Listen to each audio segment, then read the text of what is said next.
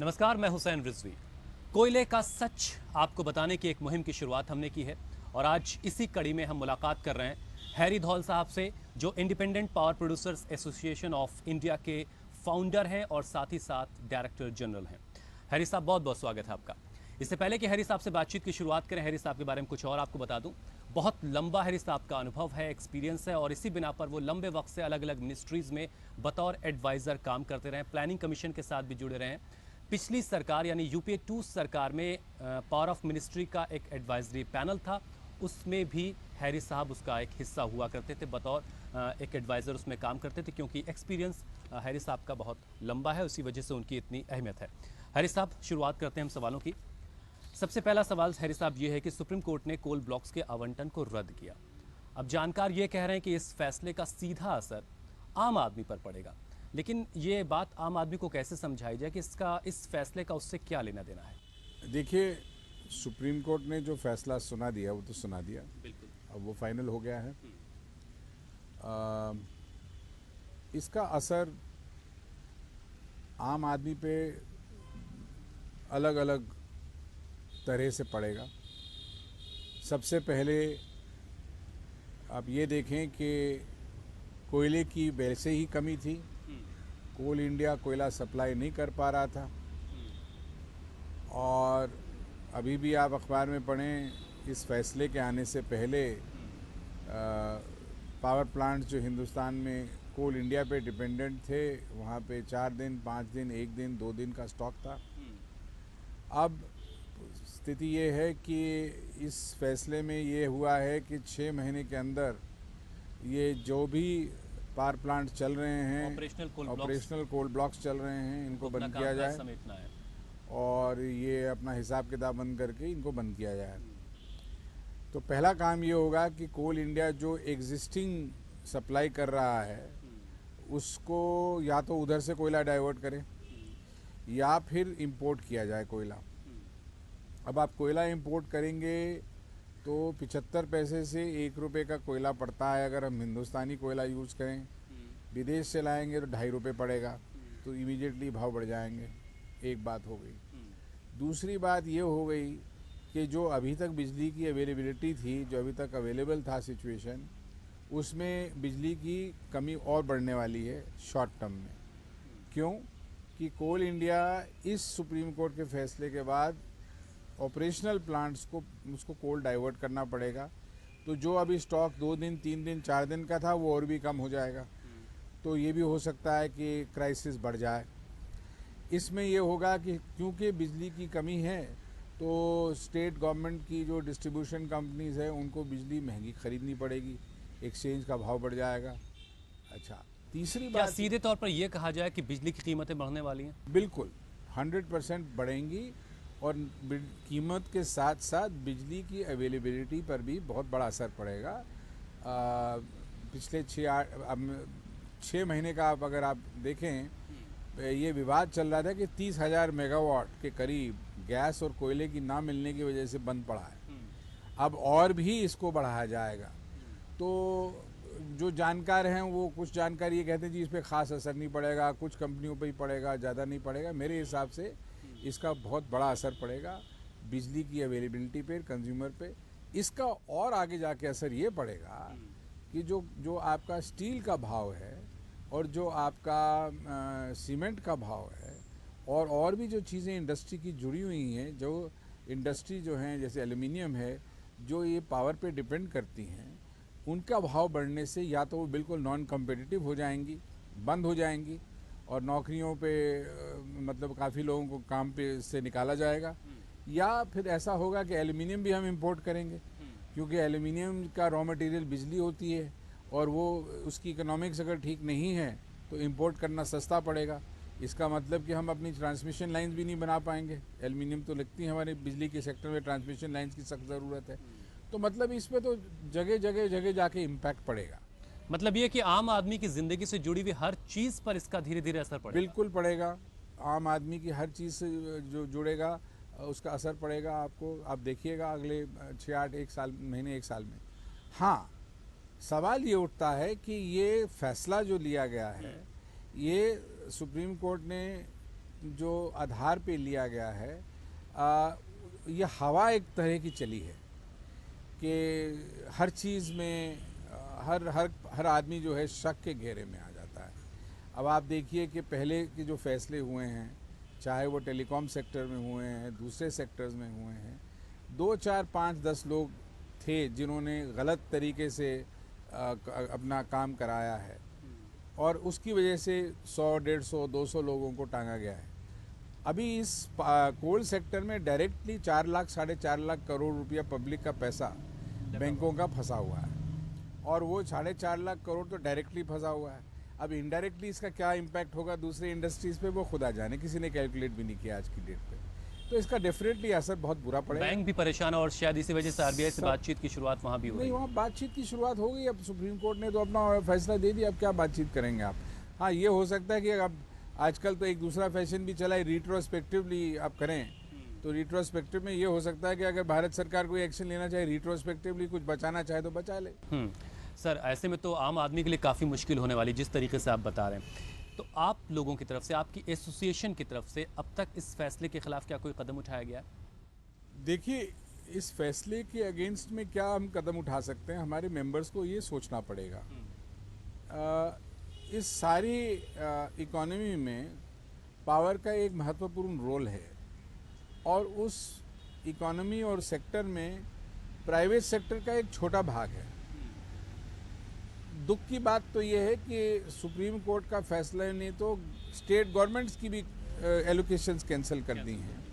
तो इसका मतलब ये हो गया कि यहाँ तो ना सरकार और ना प्राइवेट सेक्टर में कोई, मतलब इन्होंने कोई भेदभाव नहीं रखा है। इसका मतलब ये हो गया है कि स्टेट्स की भी रेट्स बिजली के बढ़ने वाले हैं और स्टेट्स जो वैसी तकलीफ में हैं उनको भी तकलीफें बढ़ने वाली हैं। अब देखिए, एक तरफ से क्रोनी कैपिटलिज्म के नाम से कि ये चल रहा था कि ये क्रोनी कैपिटलिज्म है, ये है, वो है, अब उसको आप मिटा रहे हैं। ठीक है, वो अच्छी बात है, मिटाना भी चाहिए, देश को आगे बढ़ना है, प्रोग्रेस होनी चाहिए, करप्शन भी जानी चाहिए। लेकिन अगर आप हर चीज़ को 20-20 साल, 30-30 साल, 60-60 साल पहले के कानून बदल के या उसके जो फैसले सरकार ने लिए उसको बदल के करेंगे तो एक तरह की अनसर्टेनिटी आ जाती है, ये एक तरह का एक अस्थिरता आ जाती है, जिसपे फिर जो निवेशक है वो सोचने लगता है कि यार मैं किस चीज़ पे इन्वेस्ट ऐसे में शायद उस नारे पर भी सवाल उठेगा जो अभी हाल ही मोदी साहब ने दिया, मेक इन इंडिया का। बहुत इन्वेस्टर्स को दावत दी जा रही, लेकिन जब अपने ही देश में इस तरह के हालात हैं। जी, देखिए, ये देखो, मोदी साहब का जो इंटेंशन है और जो नारा है और जो इन्होंने मूवमेंट लगाई है वो बहुत अच्छी है। As a proud Indian I am very happy to hear that. लेकिन सवाल ये उठता है कि ग्राउंड रियलिटी है कि पहले से इतना रेजिड्यूल अनसर्टेनिटी थी। कोई किसी फोरम पे मैंने किसी टीवी चैनल पे सुना था कि भैया बाहर के निवेशक को छोड़ो, हिंदुस्तान के, हाँ मोदी साहब ही कह रहे थे कि हिंदुस्तान के निवेशक भी बाहर जाके इन्वेस्ट कर रहे हैं, कि India is not an investment destination. अब आप जापान गए, श्रम करके चाइना वाले भी आ गए, अमेरिका भी जाके आ रहे हैं, तो आप इतनी एफर्ट लगा रहे हैं, लेकिन ग्राउंड रियलिटी तो ये है ना कि यहाँ की अनसर्टेनिटी जो है कि आज अगर ये सिचुएशन है कि 20 साल तक जो फैसले हुए 93 से आज तक, ये 20 साल के फैसले सरकारों ने किए हैं, सेंट्रल गवर्नमेंट ने किए हैं, चाहे कोई भी पार्टी हो।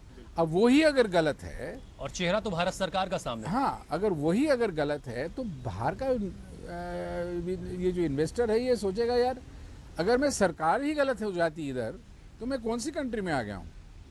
मुझे कम से कम सरकार एज ए इंडियन, भारतीय होने के नाते मैं तो ये चाहूँगा कि सरकार तो अल्टीमेटली हमारी माई बाप है, हमारी अल्टीमेट है।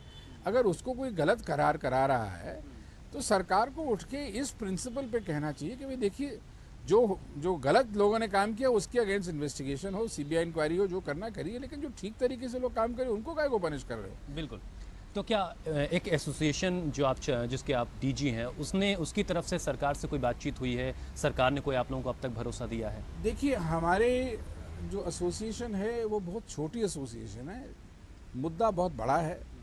अभी तक सरकार की तरफ से ना हमें बुलाया गया है और ना ही हमारे पास कोई ऐसा ठोस कोई वो है, क्योंकि ये एक फैसला कोर्ट का है।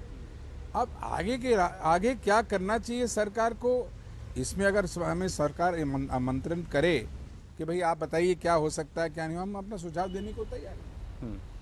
लेकिन सरकार ने अदालत में तो भरोसा दिया था कि अगर आवंटन रद्द भी होते हैं तो जो भारत सरकार है वो हालात जो पैदा होंगे उससे निपटने को तैयार है। ऐसी कोई तैयारी आपको नज़र आती है? देखिए, सरकार की जो तैयारियां हैं वो ज़रूर है, कुछ हद तक हैं, ज़रूर हैं।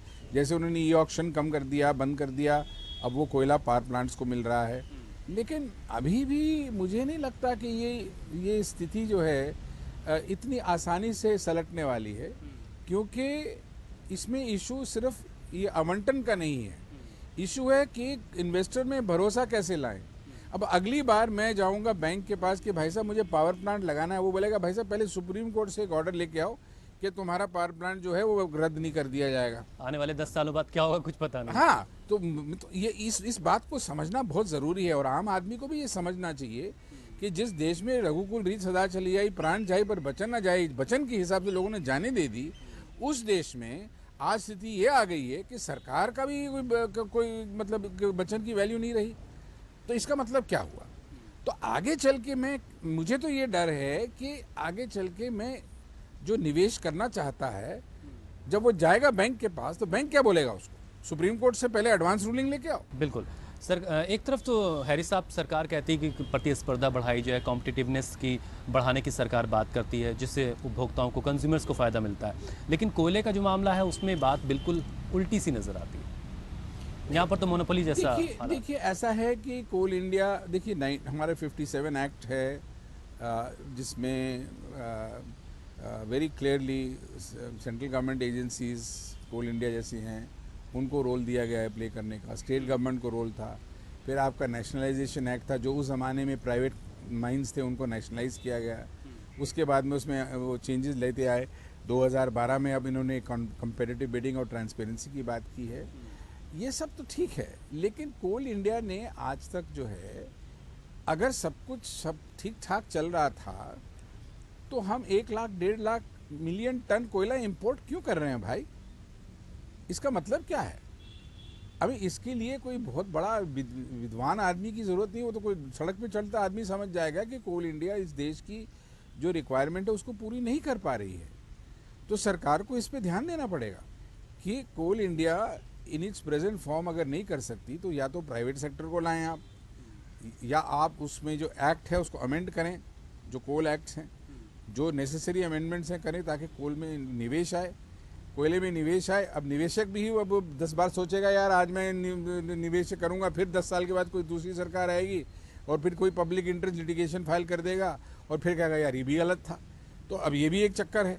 तो वो मुझे, जैसे अब आपने कहा कि सरकार ने प्रिपरेशन करी है, मैं तो सरकार के और देश के हित में सोच रहा हूँ कि ये कैसे करेंगे। थोड़ी सी इतना आसान मामला नहीं है। ये एक उलझन है कि 6 अलग अलग सरकारें रहीं 1993 से अब तक, और 6 अलग अलग चुनी हुई सरकारें जिन्हें जनता ने चुना, और अब ये पता चल रहा है कि उन सरकारों ने जो कुछ किया गलत था और उससे देश को इतना बड़ा नुकसान। ये देखिए ये सरकार पे और सरकारों पे एक बहुत बड़ा प्रश्न खड़ा कर देता है। विश्वसनीयता पे एक बहुत बड़ा सवाल निशान लगता है कि भाई अगर आप सरकार भी अगर गलत मानी जाती है और सरकार अपना उस पे, मैं क्या कहूँ, सरकार उस पे अपने आप को असर्ट नहीं करती है कि हम सरकार हैं, कोर्ट है, आप कानून पे चलें। आप ये कैसे कह सकते हैं कि हमने जो प्रोसीजर किया वो बिल्कुल गलत था और सरकारें चुप हैं? मजे की बात यह है कि सरकारें चुप हैं, सरकारें कुछ नहीं कह रही। अब देखिए ये शॉर्ट टर्म पॉलिटिकल गेन के लिए ना हो, मेरी ये आशा है, होप है, और मैं ये होप कर रहा हूँ कि देखो मैं पॉलिटिशियन तो हूँ नहीं, ना मेरे को किसी गवर्नमेंट की किसी पार्टी से लेने देना है, लेकिन ये ना हो कि पॉलिटिकल शॉर्ट टर्म गेन के लिए आप गवर्नमेंट को या देश को खत्म कर रहे हैं, क्योंकि आगे निवेश नहीं होने वाला।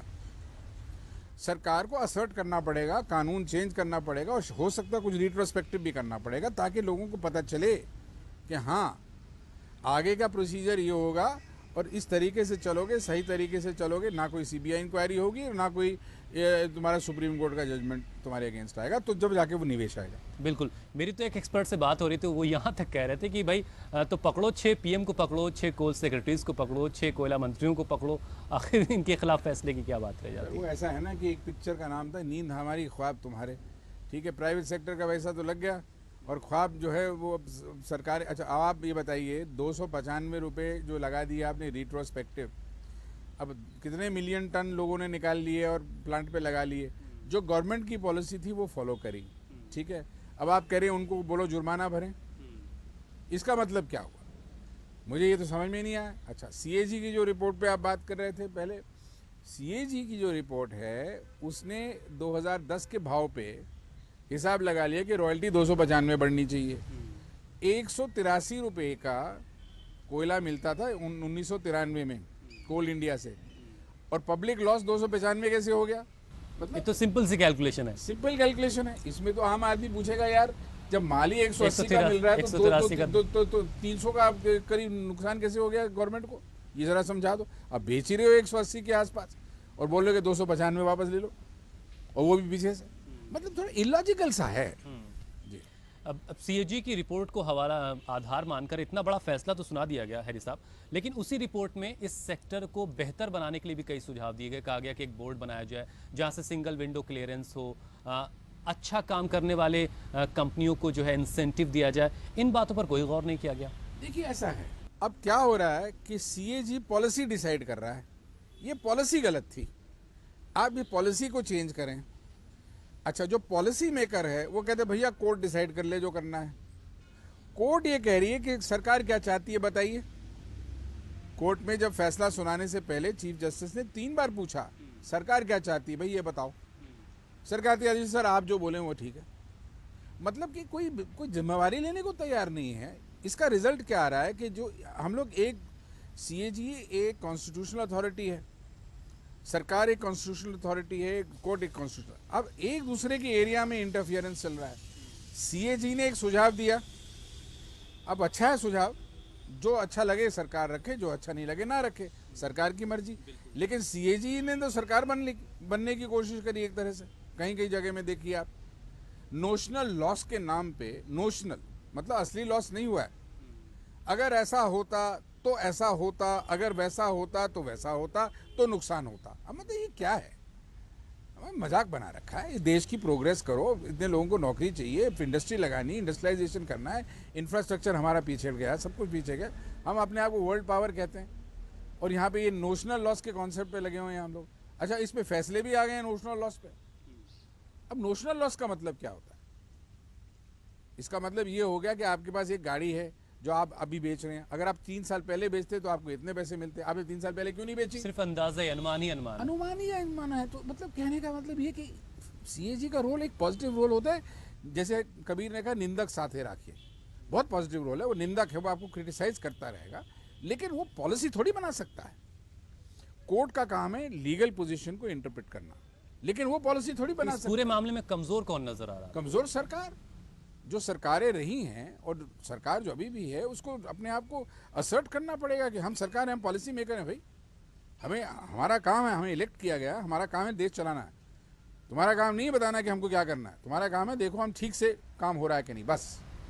तो आखिर वजह क्या है कि सरकार अपनी बात मजबूती से नहीं रख पा रही है? पता नहीं, पॉलिटिकल कंसिडरेशन कहिए या सरकारें वीक हैं, और या अब तो बहुमत की सरकार भी है। हाँ, अब तो मुझे, इसलिए तो मैं थोड़ा सा, मुझे आशा, यकीन, भरोसा ज्यादा बढ़ा आशा के दीपक जलने शुरू हुए हैं कि कुछ हो सकता है। और मोदी साहब जैसा विजनरी आदमी है जो इस चीज़ को समझता है, ये बिजनेस कम्युनिटी को समझता है, तो कुछ हो सकता है। लेकिन पॉइंट इज, सरकारें ये स्कैम के चक्कर में, आप देखिए मोदी जी की एक स्पीच थी, उन्होंने कहा हमें सबके मन में भरोसा लाना है वापस। हम सब पे एक दूसरे पे शक करके बैठे हुए हैं, ठीक है। अब सारे ही अगर चोर हैं तो फिर मतलब कहाँ से आप शुरुआत करेंगे? देश का क्या होगा? निवेश कहाँ से आएगा? इन्वेस्टमेंट कहाँ से आएगी? कौन इन्वेस्ट करेगा बताइए? अगर आपके पिछले, अच्छा फिर आपने इनकम, वो अमेरिका में मोदी साहब गए तो सवाल पूछा गया कि आपने 60 साल पहले रिट्रोस्पेक्टिव टैक्स लगा दिया। एक बड़ा मुद्दा है ये क्यों किया आपने? ताकि 4 कंपनी से आप कुछ पैसे बटोर लें। लेकिन इसका इम्पैक्ट तो समझिए। जानकार इसे रूल ऑफ लॉ के खिलाफ कह रहे हैं इस पूरे तरीके को। सर सुप्रीम कोर्ट ने तो इसके अगेंस्ट भी रूल कर दिया, फिर उन्होंने जाके लेजिस्लेशन में उल्टा कर दिया। अब आप में हिम्मत है तो आप कोल के, सुप्रीम कोर्ट के फैसले के उल्टा एक रिट्रोस्पेक्टिव लाइए ना कि 93 ऑनवर्ड ये प्रोसीजर ठीक था। कोई नहीं लाएगा, उसमें राजनीति आ जाएगी। देखिए, पॉलिटिकल कंसिडरेशन के लिए इकोनॉमिक कंसिडरेशन पे इम्पैक्ट पड़ता है। ये ज़रा थोड़ा ट्रिकी मामला है। और मेरा कहने का, मैं संक्षेप में ये कहूँगा कि जिसका जो रोल है अगर वो सही तरीके से अदा करे तो ये प्रॉब्लम नहीं आएगा। जिसका जो काम है वो अपना काम वो अपना ईमानदारी काम से करे। हाँ, काम करता रहे तो इसमें दिक्कत अभी नहीं होगी। सीएजी विनोद राय जी की मैंने इंटरव्यू पढ़ी, बड़े मज़े से पढ़ी मैंने। तो विनोद राय तो अकाउंटेंट भी नहीं है, आईएएस के ऑफिसर हैं, लेकिन उन्होंने ऐसे फर्स्ट क्लास इंटरव्यू दिया जैसे वो बहुत बड़े वो हैं। अच्छा, वो पॉलिसी मेकर रहे हैं, अब अकाउंटेंट की टोपी लगाने के बाद वो अब एक्सपर्ट हो गए हैं उसमें।